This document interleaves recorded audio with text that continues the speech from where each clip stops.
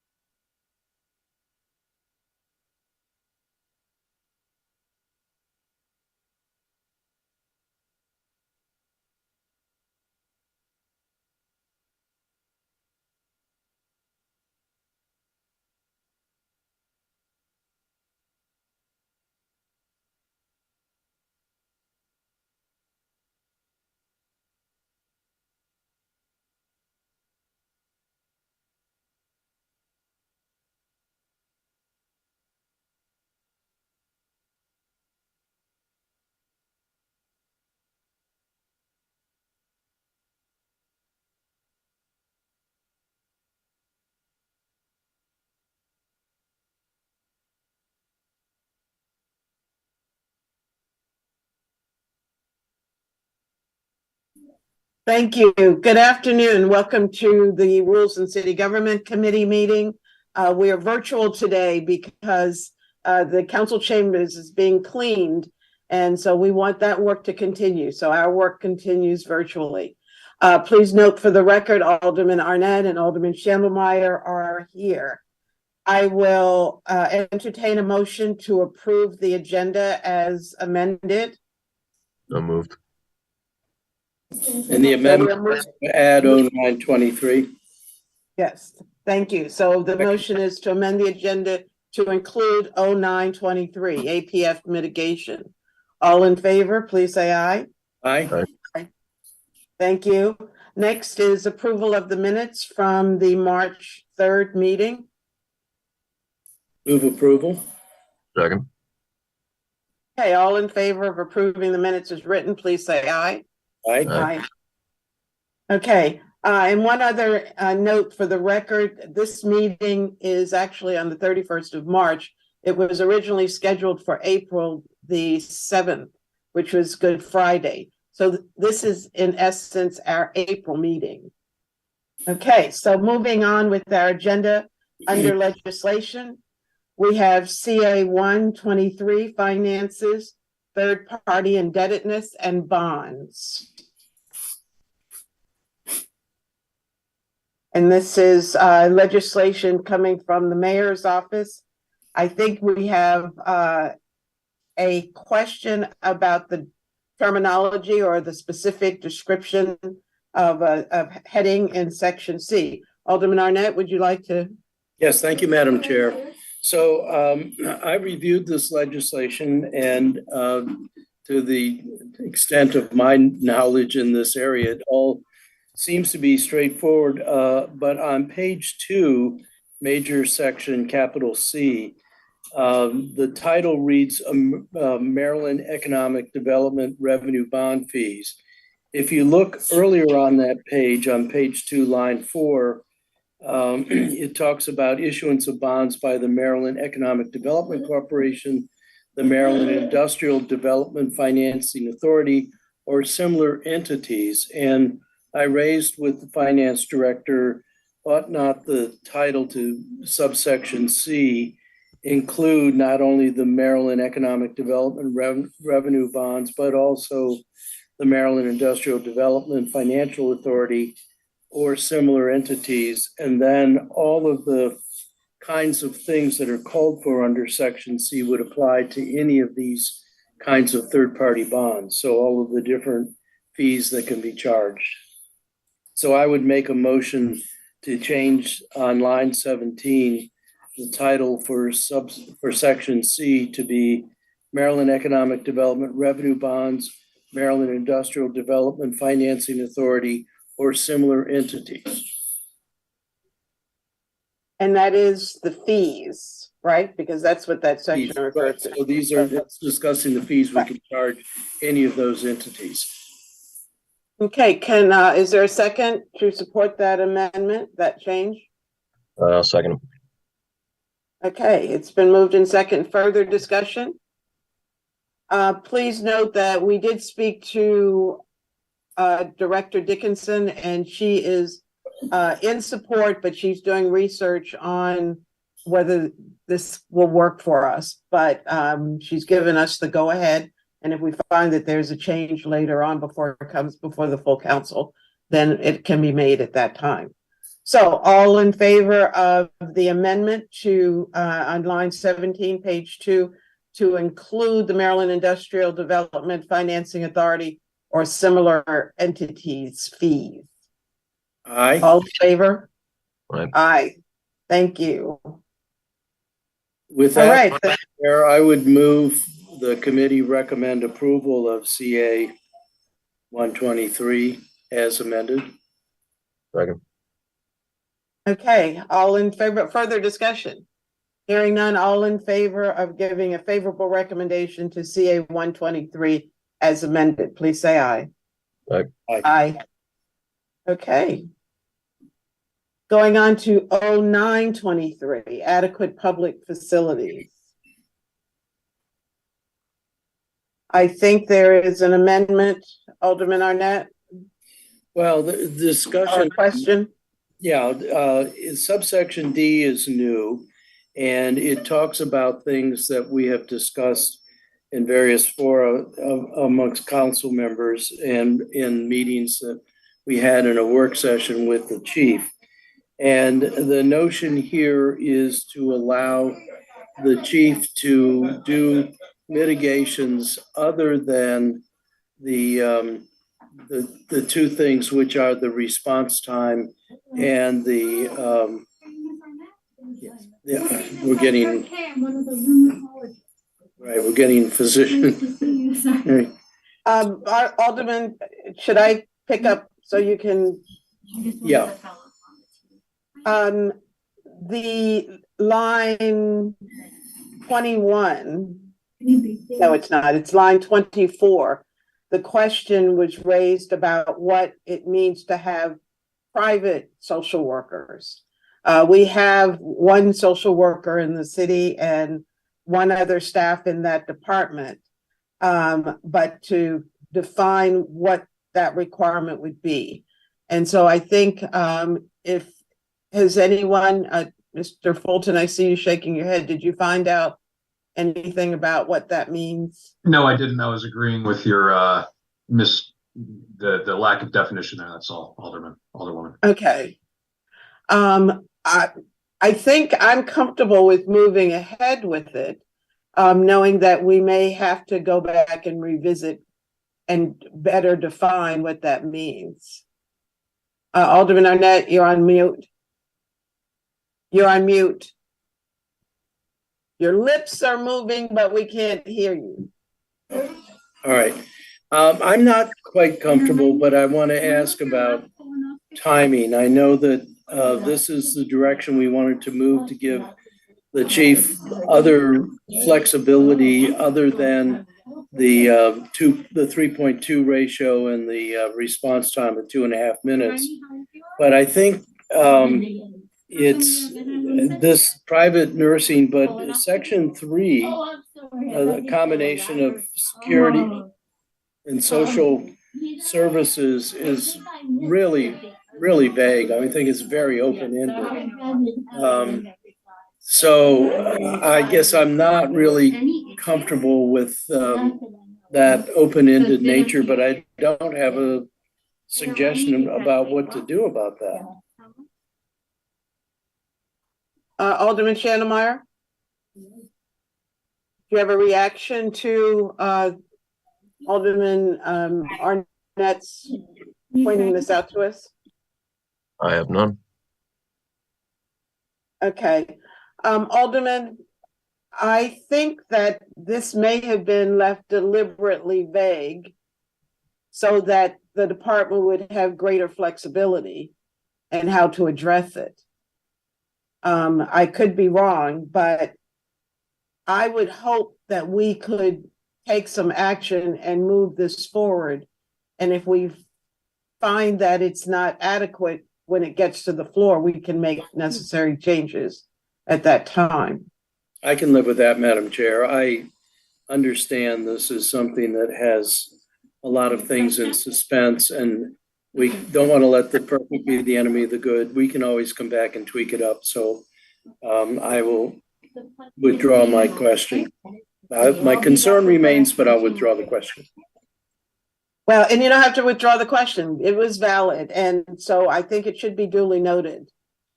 So can I get a motion to give a recommendation to 0923?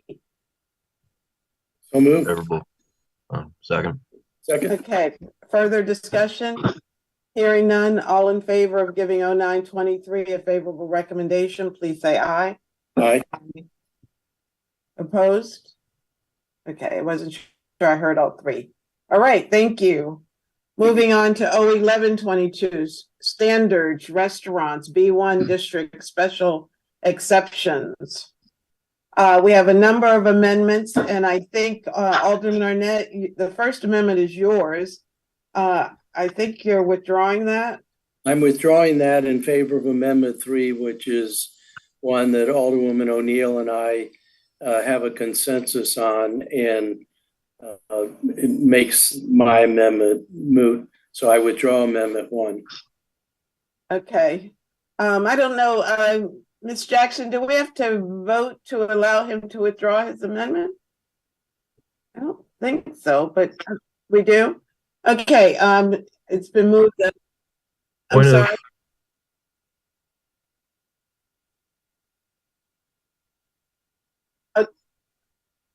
Okay, so Alderman Arnett is making a motion to withdraw his First Amendment. Second. A second? Okay, all in favor? Aye. Aye. Okay, Alderman Schannemeyer, did you have a question about that? I'm sorry, I called the question before. Procedural, but it's moot at this point. I actually, I suppose it's not quite moot. Would we have to do the same on Amendment 2? Because it's no one, even though it hasn't been put forward yet. Or can we just not take action and just jump right to Amendment 3, or just move Amendment 3? We can.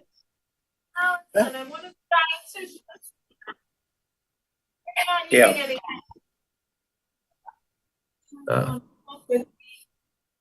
Well, I think even if we move to withdraw it, it only withdraws it from our agenda. It doesn't withdraw the amendment from council's legislation. Okay. Alderman Arnett?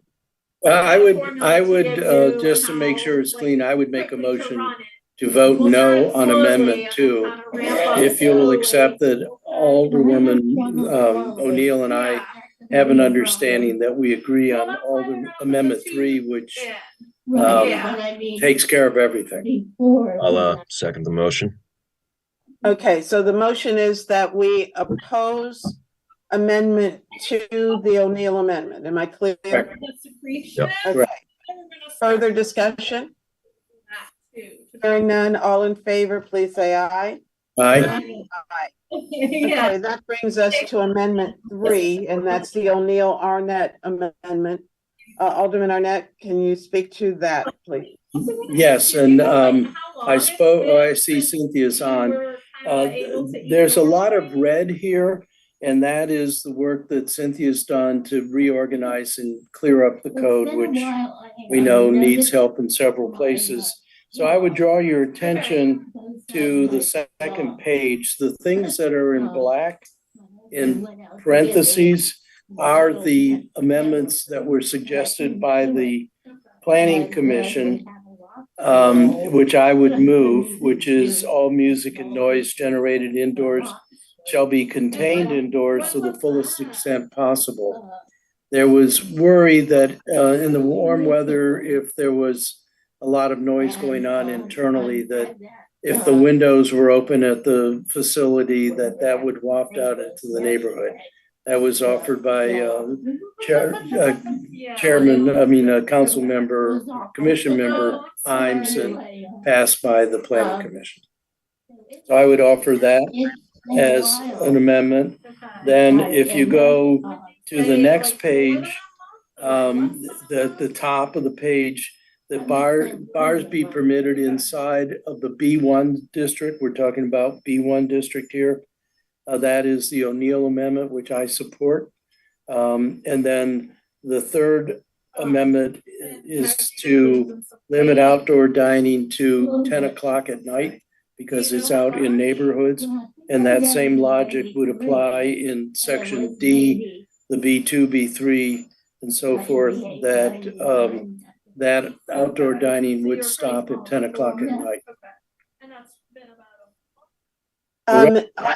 The next amendment, I'm not sure that's the one you were just referring to, where you're changing it from 11 back to 10. Correct. Okay. And that makes B1 and all the other B zones and PM zones consistent with each other. It's also consistent with the legislation for rooftop dining, which is elsewhere in the code. The rest of the changes are amendments that the Office of Law is offering, all of the things in red, and I subscribe to those changes. A lot of it is clarification and reordering the numbering. And it appears to be writing the numbers out numerically instead of in text. Right. Last 2 pages, really. Yep. So that's Cynthia's yeoman work to clean up the organization of the code. So, Alderman, would you like to make a motion that we give a favorable? That we accept Amendment 3 in its entirety. Second. Okay, further discussion? Hearing none, all in favor of Amendment 3, the O'Neill Arnett amendment, please say aye. Aye. Okay, I will entertain a motion to give a recommendation to O11 as amended. So moved. Second. Okay, further discussion? Hearing none, all in favor, please say aye. Aye. Okay, and that takes us to O1123, which is different from O1122, which we just took care of. Changes to the Resilience Authority of Annapolis and Anne Arundel County. I think Ms. Giles is online with us. Would you tell us the need for this legislation? Okay, so when the legislation was passed, both in the city and the county, both the city and county council members raised some issues that they thought should be changed, and it was expressed that there would be opportunities for doing that once the board was seated and could review the documents that established the Resilience Authority. So they went through it, and this is where the changes came from. One thing that was discovered was that all the board members, there are no staggered terms. So all the board members start and stop their terms at the same time. So in order to have overlap that you see in the composition of most boards, staggered terms were identified. So the board was selected at the end of 2022 and seated in January 2023. And 4 of those 12 board members will end their term in September of 2025. Then 4 others will end their term at the end of 2026, September 2026. And then 4 more of the 12 members will end their term in September 2027. After that, all board members will serve 4-year terms, a complete 4-year term, but it will be staggered at that point. Now, I met with the Resilience Authority director for a number of reasons last Tuesday, and I had a question about the staggered terms. That is, who will decide which of the board members are going to be, and I'm assuming, staggered, how are we going to decide which of them? And I'm assuming that the answer is the county executive will decide among the 12, which are the 3 that will end their term in 2025, and the mayor will have, that is, the county executive decides for 3, and the mayor decides for 1 of the board members for each of these 3 terms. And my question is to which of those board members will be selected, and I'm assuming the answer is the county executive will select for the 3 that he has a prerogative to decide. And then the mayor will select for the 1, but that is not specifically specified. So the director said that he believed that the board had also raised the same issue and had discussed it, and he will get back to me on how they determined exactly who on the board will be serving the shorter terms initially. Now, they also added, in addition to the staggered terms, that the board members will then serve 4-year terms. That was not in the original legislation. So that is a change. And then one of the other more significant changes is the director initially, the legislation just said he would serve at the pleasure of the county executive. That has been changed to make the director an actual employee of Anne Arundel County.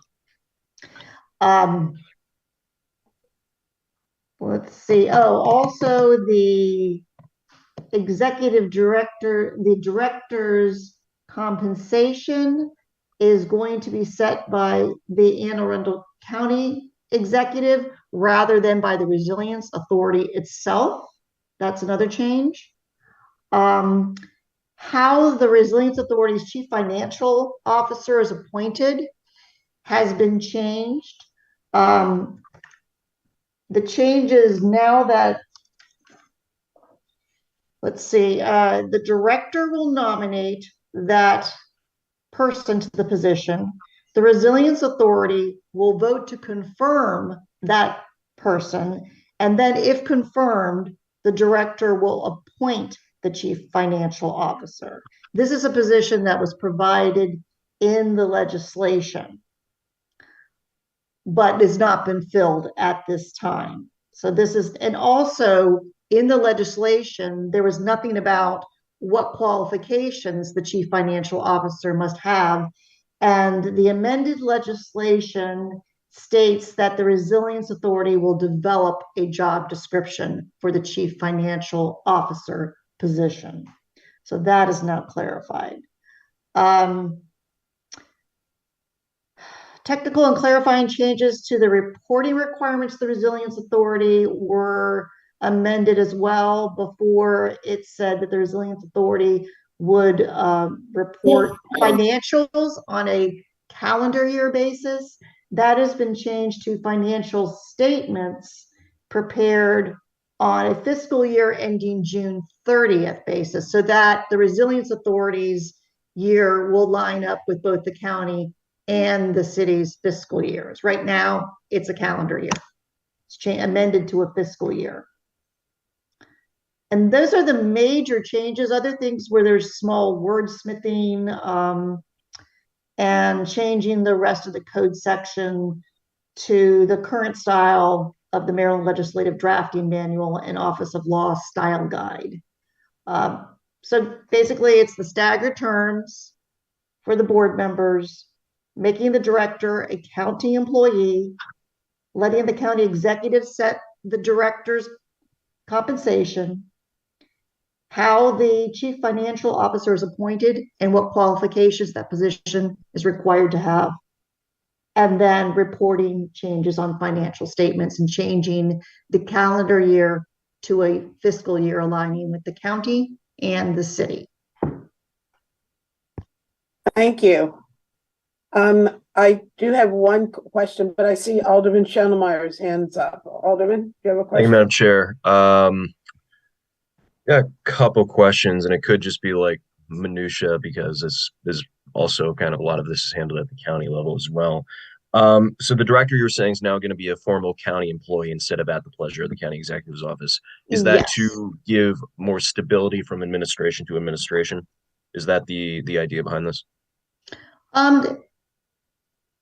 That's still, it's an appointed position, so that will, still be kind of susceptible to, who is the county executive at the time, because that position is appointed by the county executive with the concurrence of the mayor.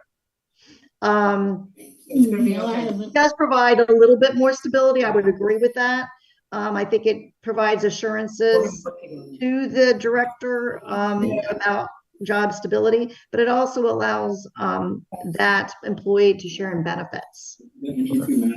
Was there discussion about making the CFO part of that status as well, or are they already part of that status? I do not know if they had that discussion or not, but that is an excellent question because that position has not been selected yet. Let me confirm with the director regarding that. Okay. Position. Pretty high up. Yeah. And then with the county executive getting the power, again, we may not have much control over this because it's the county executive. That means it's going to be ultimately a county bill. But is there any like checks on what the county executive could set as the salary? Is there general guidelines and like a hard wall if they try to go outside of them? Like if I hate the Resiliency Authority and I'm only going to pay you $1, or I love the Resiliency Authority and I'm going to put the entire county budget in this one salary. Right. Are there walls beyond what the county council's makeup is that would stop me from doing this? Well, part of the walls would be, the level that the Resilience Authority is funded at, and they have right now they have $500,000, and that's not just for salaries. That is also for administrative costs and overhead, of which they do not have a lot right now because currently they are housed in a county building. But there are plans to hire other staff as well, including an administrative assistant. So that is another question for the director of what they're thinking about, when they get to that point, in order to attract a qualified person and retain them, what type of salary they think they would be talking about. And I don't know that the discussion has gone that far or could be just internal to the board. So I will try to find out more about that. Yeah, thank you. What salary they're thinking about for that. Yeah, just how we come up with the idea of it, and if there's I know other state governments, other local governments have gotten in trouble with inappropriate salary amounts, or a common way to make sure that no one isn't involved in a department is set their salary at like $1 or something, or whatever the lowest you're allowed to do. And I'd just like to know in a county such as ours if there's some stable guidelines on if new administrations come in and their priorities for the Resiliency Authority. All right. Noted, Alderman. Alderman Arnett? All right. So wouldn't that to some extent be controlled by the county civil service board? Don't they have a civil service board that determines salary levels just like we do? You're on mute. I should be off mute now. Can you hear me? Yeah. Okay. Yes, the that I'm not sure about because this is a quasi governmental organization. However, the employee is now a county employee. So you would think that that would be covered by their standards, by their levels of compensation for particular positions. Again, I will find out if there's the same type of constraints and rules around the Resilience Authority as far as compensation. Madam Chair, my question had to do with page 4 on subsection C, where we talk about the staggered terms, but down in 4C, we say no one can serve more than 3 consecutive terms, which means that within 3 years, we would eliminate all of the institutional memory on the Resiliency Authority. So I'm worried about that a little bit. I'm not going to object to it, but it does seem like we will clear out the entire board in a 3-year period. Alderman, I think that refers to terms. The terms are 4 years, I think. Yes. And then they can serve 3 4-year terms, which Correct. means it's termed out at 12 years. Right. Yes. But they will be, the ones that are appointed in September 25 will be under that. The ones in September 26 will be under that, and 27. So within a 3-year period, all of them are going, am I going to be in your way? We're getting a medical procedure going on here during all of this. So I'm just noting it. I actually think we need to have term limits on all of our boards and commissions. And so I'm not opposing this here, but it could come, but I probably won't be paying too much attention to it at 12 years from now. Well, Ms. Giles, can you make note of that concern that after the existing terms end, which is still going to be 12 years out, you're still, going to have a change. Yes. And maybe those staggered terms could be longer instead of 1 year between. Are you recommending that they be made longer? Well, I think it bears discussing. I'm not sure why they decided on 1 year difference as it stands. There may have been some discussion and some reason for that. And there may be some reasons why not to stagger their terms every 2 years or every 4 years. I don't know. So I just think it's a discussion. Since we're in the formative stages, we can ask the questions now. I have Alderman Arnett, was that your question, last question? Finding mute is a pain. Yeah, I did like the questions that Alderman Chandelmeyer asked too. I think they were good. And so towards the end, I don't know whether these questions are substantive enough to withhold making a recommendation on this. And that leads to the question of time sensitivity. But I did think that Brooks's questions were ones that I share. Well, I have a question about the legislation period. And of course, of note is page 4, section C, that has all the significant changes. Is the county passing similar legislation? Because we can pass legislation, but it's not going to impact what the county does if they choose to ignore what we do, because they hold the majority. Okay, so the city, again, is ahead of just the county because of when city council is meeting. This happened when we passed the original legislation creating the Resilience Authority. The same amendments were submitted to both the city council and the county council, and these came out of the board of directors of the Resilience Authority, meeting together and making these recommendations for amendments. The city and the county are required by the legislation to pass any amendments within 90 days of one another. Otherwise, they do not take effect. So what's the status of the counties that leads to our time sensitivity? Right. So Is the county doing this concurrently with us? they are doing it concurrent. Okay. It was just introduced first at the city council meeting because it met before the county council meeting. Okay, Alderman Schnellmeyer, is your hand up? Yes, Madam Chair. Given the, I guess, because we want to try and make this as time sensitive and timely as possible with the county. My amendments were more out of curiosity. I mean, even if we threw out amendments on that, I don't know what impact it would have on the county if they try to play ball with us. I'm sure they have their own ideas, but I suppose we should probably keep this as unchanged as possible and try to get it out of here. There's nothing in here that's too much of a red flag for me to not do that. Like, No, I think the questions, the excellent questions that you asked are good informational questions, but really don't go towards the, the substance of the amendments. The time sensitivity would be to get this passed in time for it to be aligned with our fiscal reporting year. So because it has to make it back through the county and the city councils and be passed. I agree with everything you just said. And I agree as well. I think we'll probably have to be making course corrections down the road anyway, so let's not let the perfect be the enemy of the good. And I think the changes are a very big improvement over the original.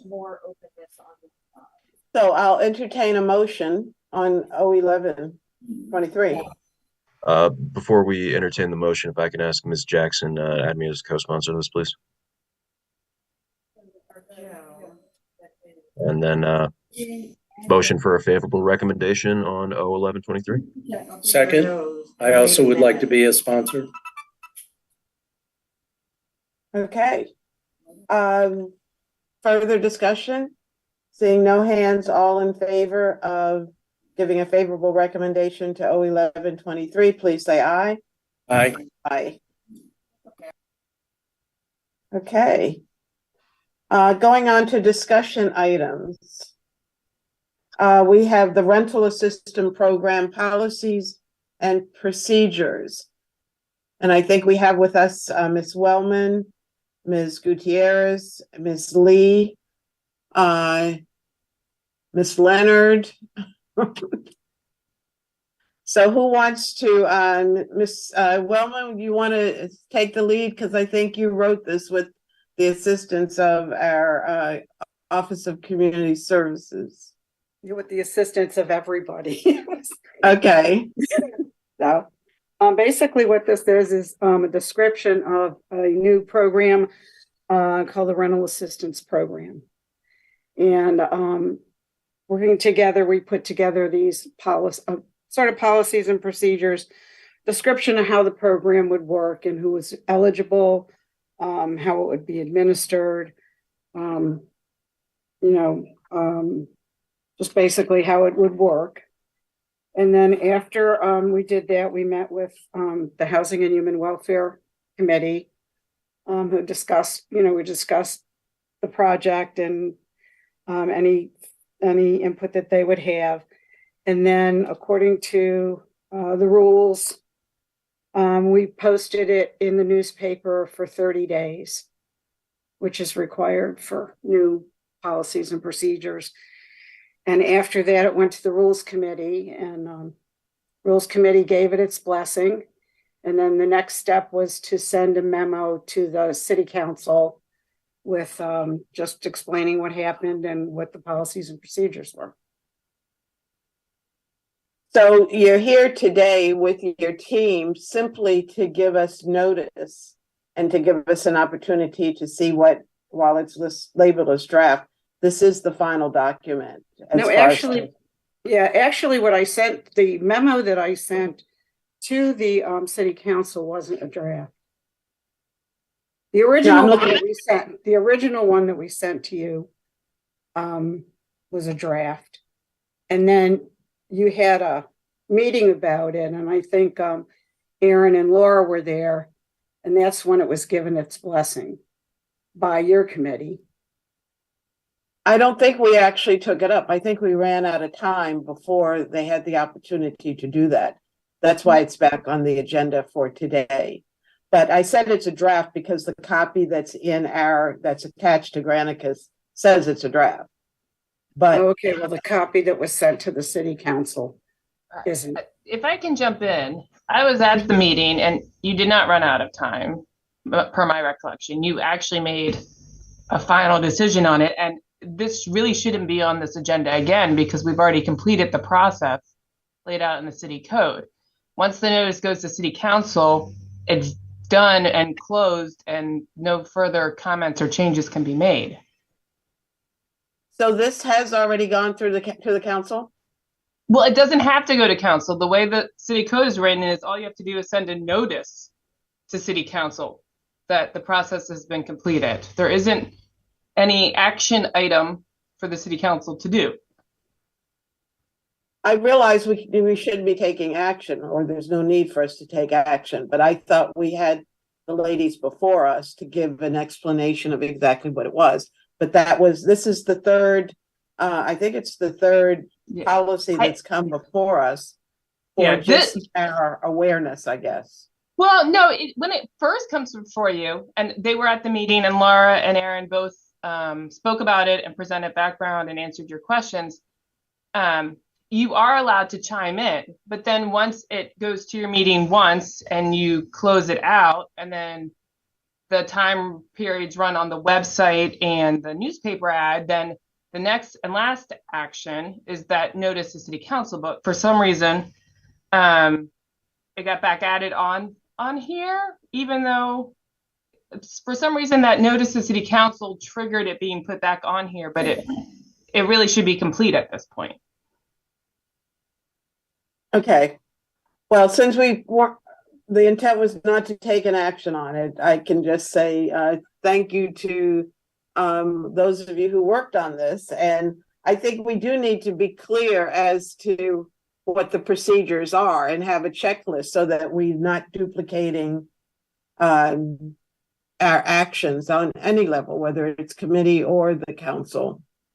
So we are working on that. I feel like it's sort of a work in progress, but yeah, apologies that it had to come back up. But as far as from a legal perspective, I think we're all good. Okay. All right. Well, thank you. Alderman Shannemeyer, is your hand up? Yes, Madam Chair. I just want to say thank you to the team running this. You've been able to help out a couple constituents of mine and keep a roof over their heads. So thank you.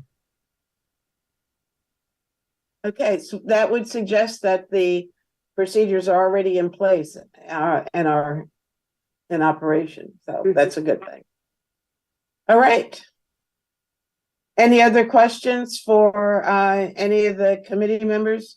Miss Lee, Miss Gutierrez, do you have anything that you'd like to add since you're here with us? Since we're here, we can share. We've already had 102 applicants for this program. The majority of which have been processed, the majority which are actually within city limits. We had a couple of folks that didn't qualify because they were not officially within city limits. And I apologize for my daughter in the background there. She's sick today. So I just wanted to share that it's been really successful and we've been able to help a lot of folks.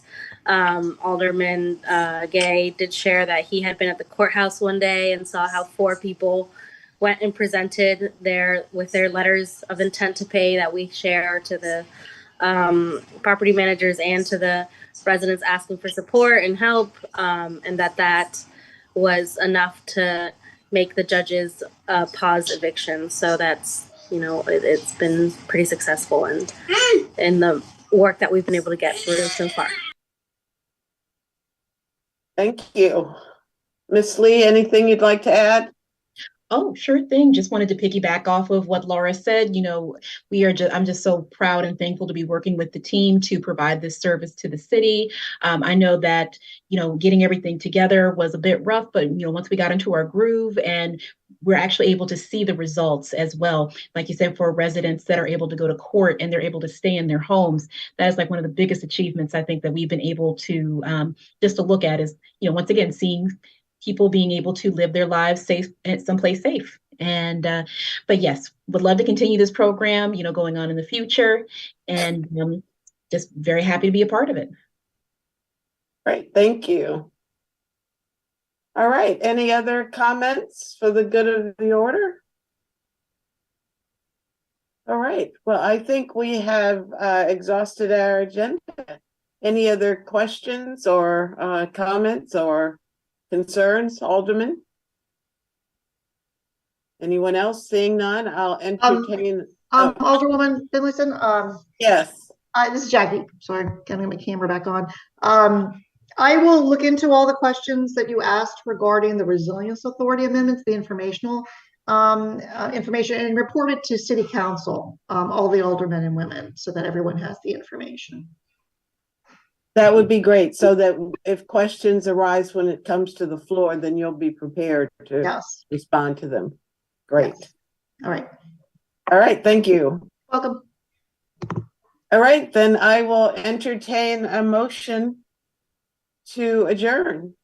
So moved. Ross, if you could stay on a minute. So moved. It's been moved and seconded. Alderman Arnett can't hear. All in favor of adjourning, please say aye. Aye. Aye. You did want to on the floor? All right, take care.